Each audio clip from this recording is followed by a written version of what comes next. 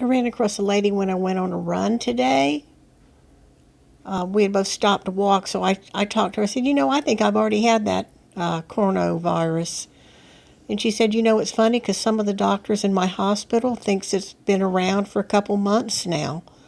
And I said, well, I have a friend that lives in China, and she also works at the stadium. And she's doing this. She's on Social Security. She's in her 60s, and her daughter is a teacher of English to Chinese in one of the provinces in China. And they figured between the two of them, since you can get a bowl of rice in the morning, afternoon, and evening, sweet rice in the morning, vegetable rice in the afternoon, and meat rice in the evening for about a quarter a cup.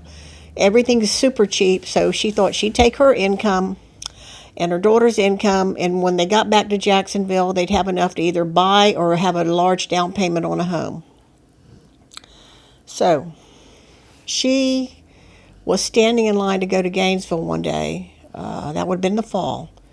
Let's say October, November, December. There's a lot of people in Gainesville, 40 to 75,000. We had the Super Bowl. I did the Super Bowl. But in December, I got very ill. And I remember standing, it was an Iceman concert, or a concert in what we call the ViStar Veterans Memorial Arena. And I stood there and I said, oh man, I think I'm getting the flu.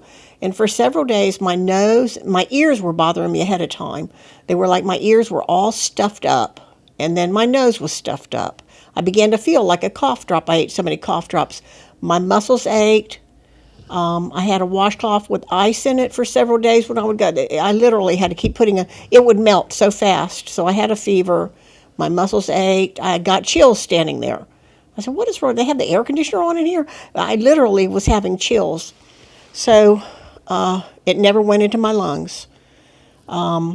I've always had the vaccination. In 2009, I had H1N1 swine flu, influenza A, Dr. Perez said.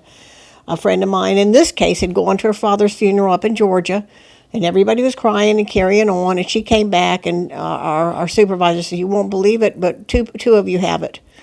And I said, Janie's out. And I said, I had used her keyboard.